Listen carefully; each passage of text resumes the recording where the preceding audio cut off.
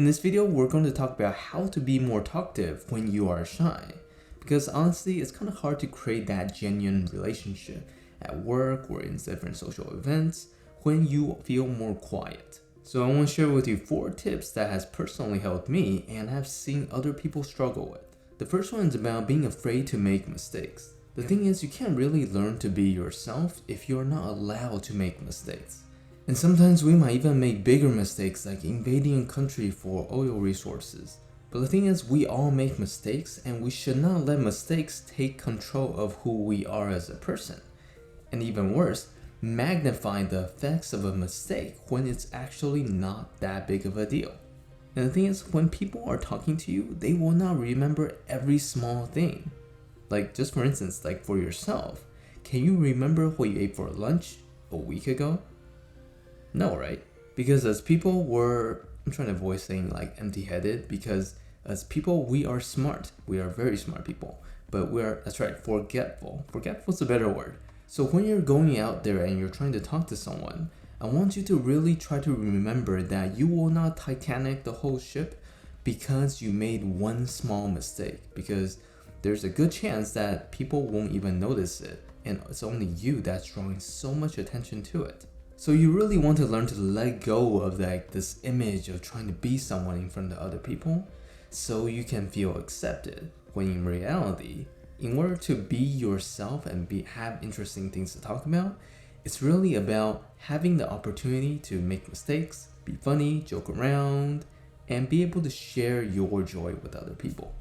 And something else that was really helpful for me to understand was going into a conversation being as peers rather as someone that's trying to seek to be accepted by the group. And I know this is really difficult because sometimes it feels like we're so far behind in terms of life experiences. We can't talk about the same things. I remember there are instances where I kind of somehow got into the group conversation, but I just couldn't pick anything up and I couldn't talk about anything that they're talking about because I have no idea what's going on. And it really starts to feel like you're on a different playing field than them, because they know so much more about life than you do. But the thing with this mentality is that the more you start to believe it, you start to become it. So rather than being inquisitive and trying to really ask people, oh, what exactly does this mean? What are you guys talking about? I started to really pull back and put up this huge barrier between me and other people because I felt so different. Next is going into conversations and having things ready to be talked about. So I can't really say I'm really proud of this acronym, but this is the best I got. And it's PHIL. PHIL stands for 4 things. Something funny, something interesting, something you're looking forward to, and something you learned.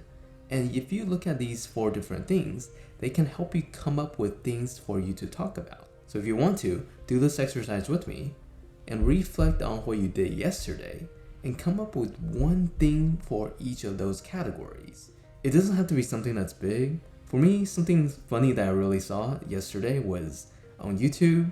I saw this pet owner who had this wolf dog, which is really interesting already because not much people owns a wolf dog. I guess that's some kind of a breed. But this wolf dog was in the house and just walking around like it owns the place. And I thought it was super funny because it was just eating raw chicken off the counter or something. That was something that's interesting to me, and I can write that down as something that I will be talking about with other people. And then I'll put up some more examples on the screen. Now the last tip I have for you is spending less time on your phone because when you're on your phone, you can't socialize with other people. And I've already talked about how a phone could really damage your confidence in a different video, if you want to check that out. But now here comes the big realization that your phone does not help you socialize. Thank you. What's that? Yes, I did come up with this all by myself. And yes, I know it's super obvious, but we're spending like 10 plus hours on our phones. And the younger you are, the statistics says that even more hours on the phone. So make a practice of putting a pause on your phone for a little bit and go out and try to interact with people. It can be cashiers, people in the stores, and I know it's kind of difficult right now with COVID, but even just seeing and being around people, it's different because you learn how to react to them. You want to be around people to be able to help engage and be less shy around those situations because you will feel more comfortable. For me personally, even right now, it's draining just being around huge amounts of people. But the thing is, I'm no longer afraid of it, and I can adjust myself to it. And that's the thing with shyness. I feel like you can really overcome the difficulties, even though by nature that's not what you're used to. So you want to give yourself a choice and learn to develop that particular area. So I hope you guys are doing okay and got something out of this video, and if that has been helpful, hit that like button and that will also help me too. And I'll talk to you guys in the next video.